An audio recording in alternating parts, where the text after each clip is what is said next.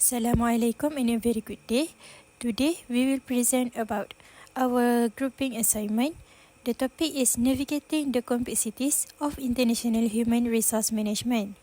We are group 16 and this is our member team.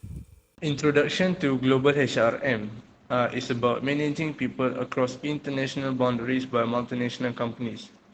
It also includes all global employees, not just expatriates. So, type of companies included is international, multinational, transnational, and global firms. The key difference here is higher complexity and sensitivity to different cultures and environments. The importance and challenges in global HRM is about shortage and managers, limits global expansions. Knowledge-based society, human resources, and intellectual capital are crucial for competitive advantage. While executive involvement, HR must have a prominent role in the boardroom. Key task is the placing the right people in the right jobs, places, times, and costs. So next is about evolution and complexity of global HRM. So evolution of international human resource management is about involves diverse employees like expatriates, host country nationals, third country nationals, and also impatriates. Strategy global HRM focuses on coordination, efforts, and managerial capabilities for global competitiveness. So key consideration that we should think about is locating the workforce, balancing quantitative and qualitative factors, and ensuring skill-based process innovations. Organizational structures and hybrid approach. So there is pros and cons for centralized and decentralized. So for centralized HR is consistency and efficiency, while the cons are lack of local knowledge and slower response to local needs. Decentralized HR is the pros are the flexibility and also better communication, while the cons are inconsistency and potential insufficiency. Hybrid approach. So the benefits of hybrid approach is combines the best of both centralized and decentralized models. Necessity would be ensures agility and compliance with brand guidelines. Balance varies by organizational and evolves over time. Hi, I am Nafika 2220465. So I will continue the next part which is question 3. Question 3 is about cultural intelligence. In generally, cultural intelligence refers to the ability of people, organization, and groups to interact and perform well in culturally diverse contexts. The Coca-Cola Company is a multinational corporation known for its cultural intelligence. It employs a localized HRM strategy to enhance market and cultural adaptation, fostering strong relationships with customers and employees. The company's cultural intelligence assessment is administered to all participants in the Coca-Cola High Potential Leader program. Coca-Cola's success is a tribute to its ability to blend cultural illusions into its advertising and marketing strategies, fostering moral values across communities.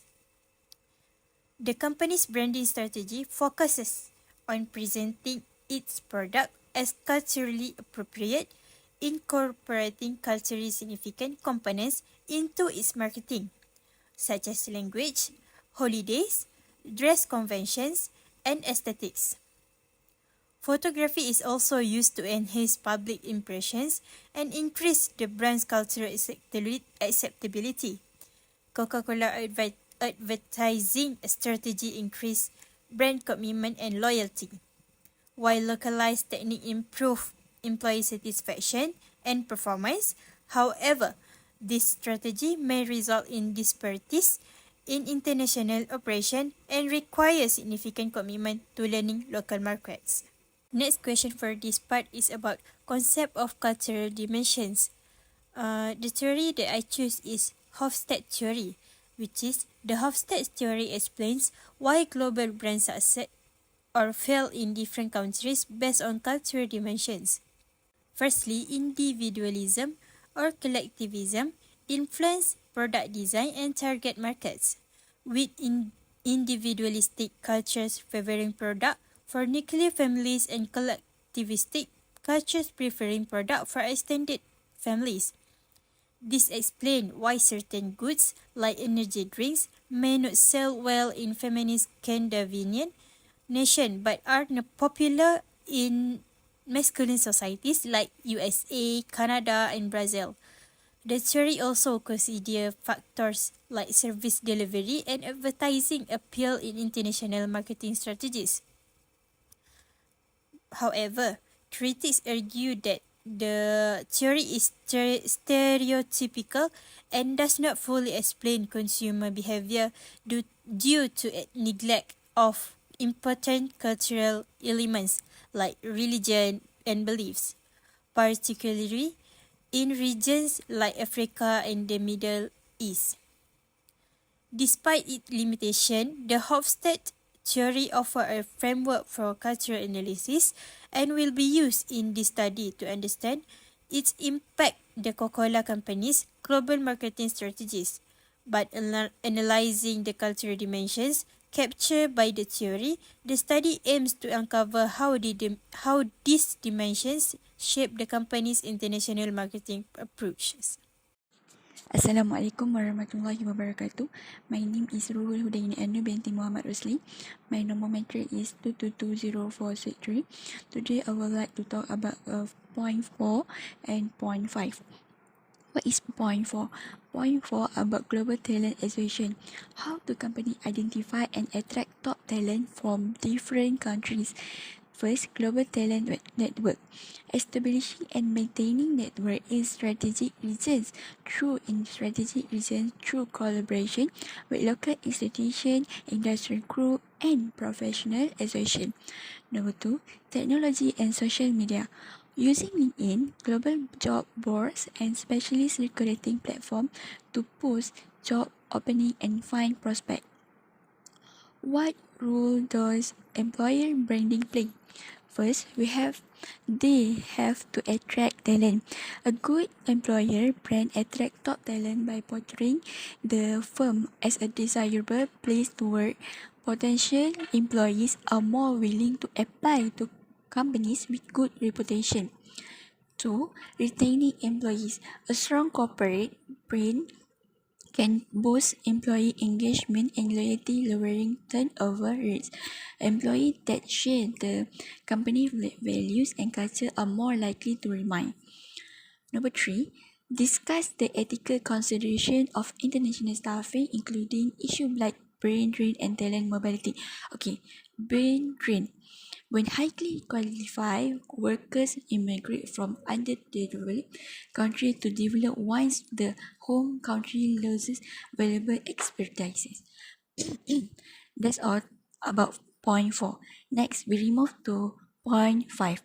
Point 5 about training and development. Ongoing development and support culture training advance culture training. Ongoing training season to divide deeper into culture nuance and advanced topic. 2. Cultural feedback machine platform for expertise to share their culture experience and receive feedback from college and mentor. 3. Language skill continuing language education. This means ongoing language training to build on existing knowledge and reach higher level of proficiency. Number 4, specialist language workshop. Specialist workshop focusing on business and industry specific language skill. Number 5, adaptive support wellness program. Access to counseling and wellness program to promote mental health and well-being. Number 6. Professional development opportunities. Workshop and trainings to enhance professional skill and career development. And number 7. Feedback and improvement. This means regular survey and feedback season to evaluate the effectiveness. When we do the feedback, when we get the feedback, we can know what we have to change, what we have to do to the next or to the future. So that's all for me. Thank you. My name is Syarah Nurinina bintu Abdul Rahman. My metric number is 2220466. So I want to talk about the challenges of implementing performance management system across diverse culture. So the first challenges is about cultural diversity. So as we know, culture is a broad nation that encompasses nationality and races. So there are differences in perception of performance, achievement, and also the feedback. From the challenges, it can be happen misunderstanding and dissatisfaction between people that have a different culture. So the second challenges is about communication barrier. So the meaning of communication barrier is a difference in language which can give a difficulty to communicate with people in the workplace, especially when employee cannot speak the official language. So across the culture, communication and the language are very important. So the challenges can give disadvantage, which is can get miscommunication during performance review or in conversation. So different in language and communication barrier can give a bad impact on staff moral and performance review. So the last challenges is about different legal and regulation. As we know, every country in this world has their own set of law and regulation. So it is our responsibility as employee to follow the law of the country which we choose to work in the organization. So the legal requirements are usually related to performance assessment, employee right and also privacy legislation. It is very important to the organization to follow the legal and regulation in that country. So the next one is how can companies ensure fairness and consistency while accounting for culture differences. So the first one is to provide cross-culture training.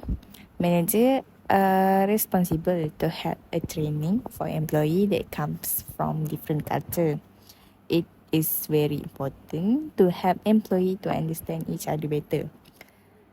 It might be challenging for someone to collaborate with new worker when they are initially introduced to a new culture.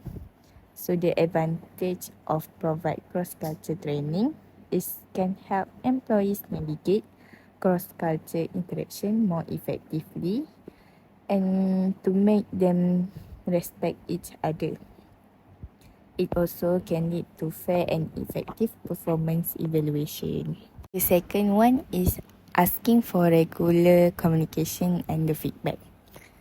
As we know, feedback is very important for education and learning since it can facilitate the new information more quickly and help learners avoid making the mistake. Managers can encourage employees to find opportunities to have an open communication and discussion to share about their problem. Last one is the equity in employee recognition and rewards. So, in order to assist learners avoid making mistakes linked to the culture difference, feedback is very crucial for. So the meaning of equity in employee recognition and rewards is refer to the fair and unbiased distribution of knowledge, incentive and access to resource support and learning within an organization. So it is not actually good if we have a inequality in giving rewards and recognition because of the different culture. The first solution for addressing common issue like bias, language barrier and varying performance standard. The first solution to address common issue like bias, if give bias awareness. So the meaning of bias is referred to belief, behavior, and attitude that are shaped by an individual own culture norm. So in order to help management and employee recognize bias inside the company, the organization should have a training. So they should give a general bias awareness as well as more detail on the bias and the effect to the people and the organization. So the second solution is provide a language classes, which is the language culture can help people to communicate with each other better. So the organization can also assist staff members to become more proficient in language by provide language class or language exchange program. So the employee have the option to take the language in person or virtual. So the last one is about clear feedback. So to guarantee the performance standard, employer should communicate clearly and set goals to the employee so that employee can know their weakness and enhance their performance and contribution.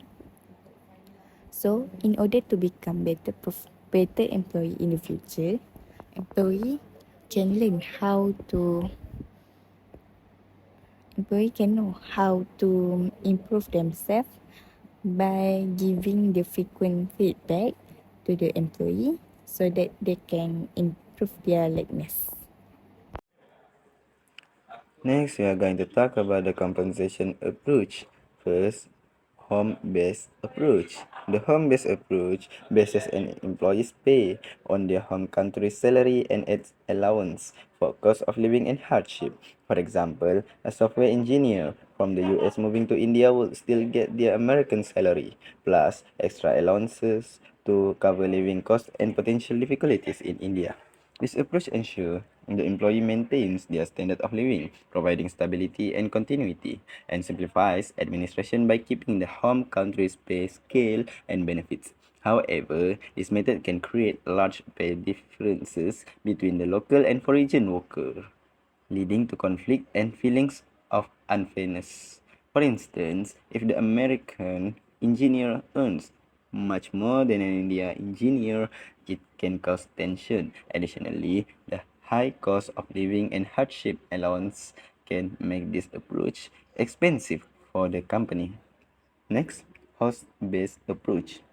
The host-based approach sets an employee's pay according to the local rates in the host country. For example, if a market manager from the UK moves to Brazil, their salary will match what is typical for similar roles in Brazil. This helps the employee integrate into the local community and can save the company money if local salaries are lower than those in the home country. However, if local salaries are much lower, the employee might experience a significant drop in their standard of living. Managing this approach can also be difficult in countries with unstable economies or fluctuation exchange rate, which can lead to financial instability for the expatriate if the local currency loses value. Next, global-based approach. The global-based approach uses a single worldwide compensation structure to ensure fairness for all employees, regardless of location. For example, a multinational company might set a global pay scale for all senior managers, ensuring that a senior manager in South Africa, Germany, or Japan is compensated similarity adjusted for local cost of living differences. This promotes a global corporate culture where all employees feel equally valued. However, implementing this approach is challenging due to varying market conditions, fixed laws, and living costs in different countries, it can be hard to stay competitive in all local markets. A standardized global pay might be very attractive in low cost countries but insufficient in high cost ones, making it harder to attract and retain talent there. Additionally, managing tax implication and legal compliance across multiple countries adds complexity. Next, we are go through four factors influencing international compensation decision. First, cost of living. The cost of living in the host country is a key factor in determining international compensation. For example, living in Tokyo is much more expensive than in Kuala Lumpur, especially for housing, transportation, and daily expenses. To ensure the employee maintains their standard of living, employer often provide a cost of living allowance, which is COLA. This allowance help cover the higher expenses in the more expensive city. For instance, a global company might add an extra 30% to an expert salary to cover the higher cost in Tokyo compared to Kuala Lumpur. Second, local market rates. Local market rates are another key factor. These rates reflect the typical salaries for similar job in the area. For instance, if a company move an engineer from Malaysia to Germany, they need to consider the average salary for engineers in Germany. If the local rate is much more higher in Germany, the company may need to increase the employees' pay to match local expectation. This helps the company stay competitive in the local job market and ensure the employee feels valued. Next, equity. Ensuring fair pay for all workers, no matter their location, is crucial for equity. For example, a company might employ people in Vietnam and Singapore, while base salaries might differ due to market rates and cost of living. Company can ensure overall compensation is comparable for similar position and experience levels. This might involve providing additional perks or allowances.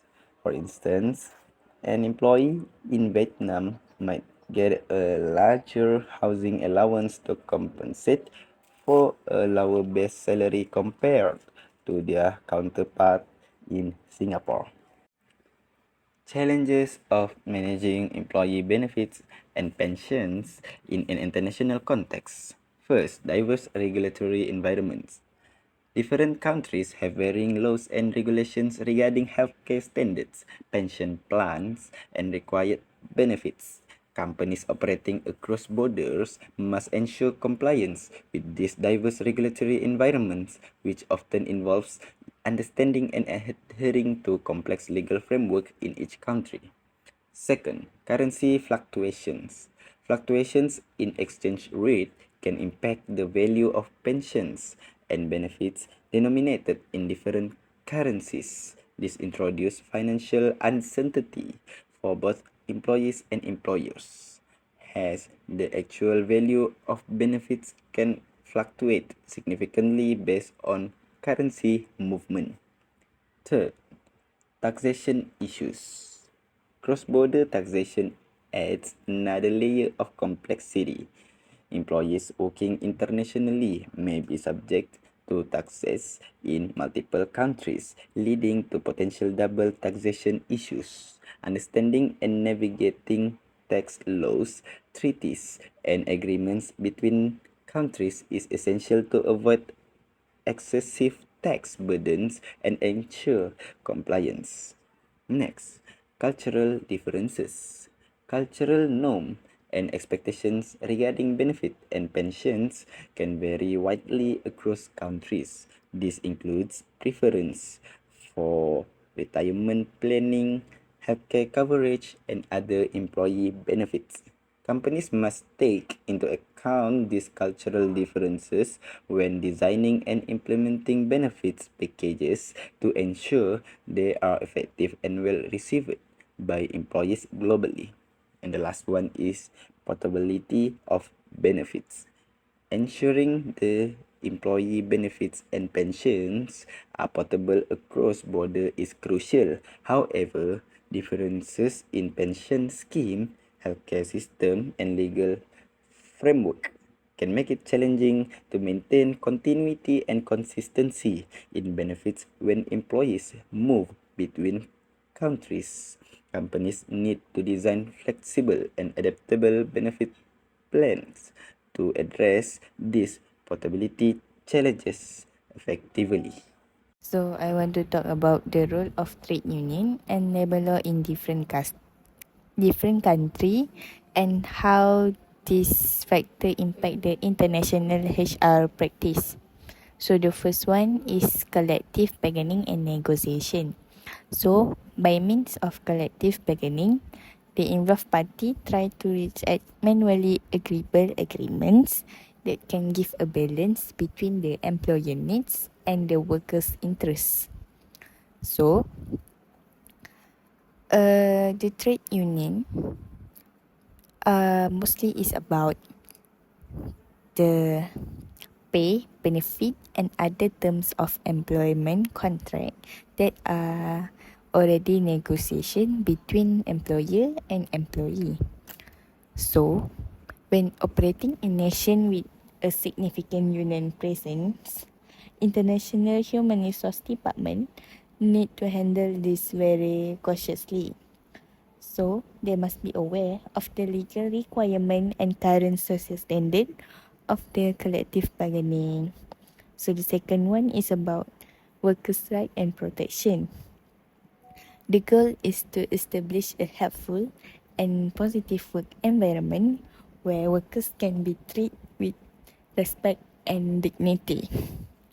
So, it is very important to global human resource procedure to prevent legal challenge, penalties, and also reputational harm so that the business policy and procedure can comply with the local labor rules. The last one is about social dialogue and corporate social responsibility, which is CSR.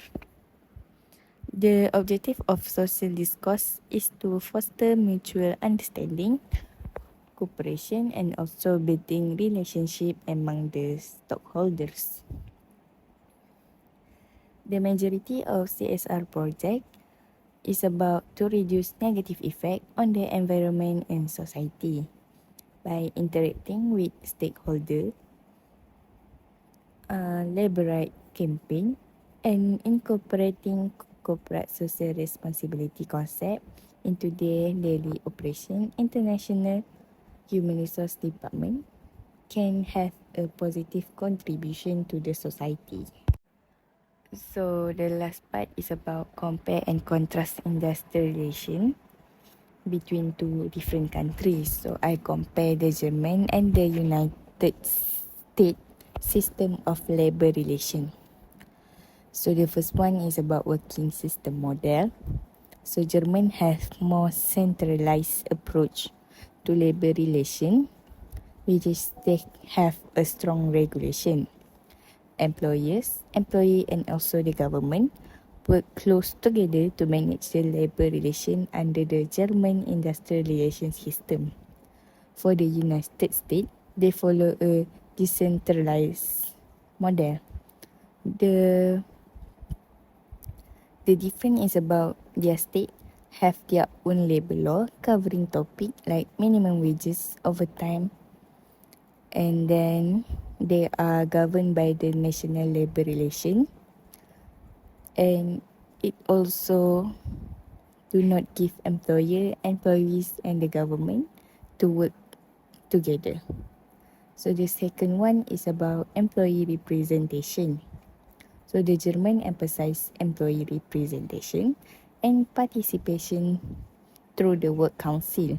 This is allow workers in a bigger organization to participate in the decision-making process, while the US place a less emphasis on employee representation, and they also have lower union density. They have lower density of the union decrease over the time. The last one is about employee right and job security. So for the German, they have strong right against termination, unfavorable working conditions that are offered to the employees under government labor law.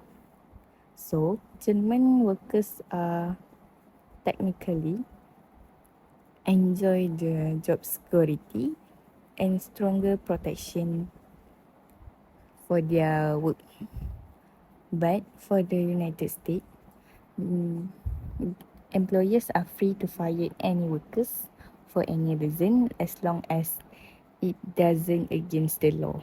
But in United States, employee may experience insecurity, may experience job insecurity as a result. That's all from me. Thank you. Also for the next point, which is expatriate success and challenge. So I want to talk about expatriate. Expatriate means those someone who does not live in their own country. Now the meaning, it to live in one native country to live elsewhere, which is at the same time to renounce allegiance to one's native country. This can involve staff members being dispatched to oversee a new office or establish a new site. It is to share knowledge, expertise, and corporate values between different locations and to fill roles that may require specific skills not available locally. There are some characteristics to success the expat according to the research that been made, which is firstly is adventurous, second is culture sensitivity, curiosity, flexibility, and open-mindedness. A failure to comprehend the culture can be a key factor in expatriate not succeeding. This could involve conflict with manager from the host country, challenge with language and communication, and various other issues. Ineffective communication between expatriate and their home HR or global mobility department significantly contribute to expatriate failure. Expatriates may lack the necessary resource to thrive overseas if they do not have access to transparent and accurate information.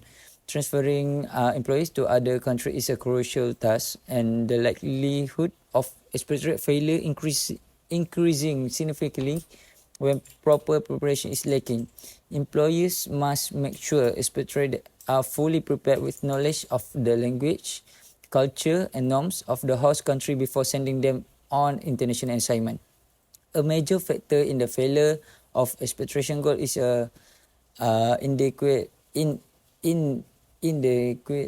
inadequate choice of expatriate. Many expatriates could face failure if their skill, motivation, and cultural competencies are not adequately considered. Expatriate failure often occurs due to insufficient support for family members remaining in the home country, a frequently encountered challenge in the process of expatriation. So for the next, which is I want to talk about the importance of pre-departure training, ongoing support, and repatriation planning. For the first thing, pre-departure, which is crucial in equipping expatriates for the cultural and professional obstacles they may encounter in their new surroundings. This program provides them with the necessary knowledge and skill to adjust to the local culture, grasp social norms, and navigate business ethics. In addition, training helps expatriates understand the possible challenges and opportunities they may face. Continuously support is essential for expatriates to continually adjust and succeed in their new surroundings, which is it can assist expatriates in managing unforeseen challenge and enhancing their integration into the local environment. support services that cater to personal well-being, such as counseling and healthcare, improve their expatriate experience by satisfying both professional and personal requirements. It can assist expatriates in staying on track with company objective and dealing with problem quickly, thus ensuring high level of productivity and job contentment.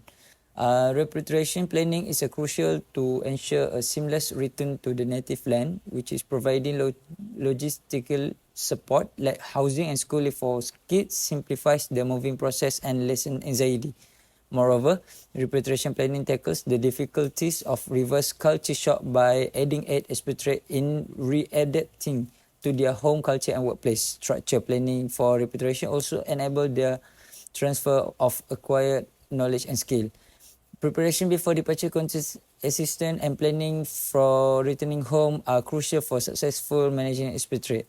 Uh, and lastly, which is the strategy for managing repatriation process and retaining repatriate employees. Effective approach for bringing expatriate back home and retaining them successfully. Overseeing the return process and keeping repatriate workers are key element of successful expatriate management. Prior to expatriate embarking on their assignment, it is essential to establish expectation regardless the repatriation process. Effective communication about the possible obstacle and career planning talks ensure the employees' objectives are in line with the company requirement. Providing support for returning home like relocation help and counseling help make and the transition easier. This assistance deals with the practical difficulties and psychological impact of returning home. Holding debriefing session and engaging repatriates in cross-cultural training aids in the transfer of knowledge and readies upcoming expatriate efficiently.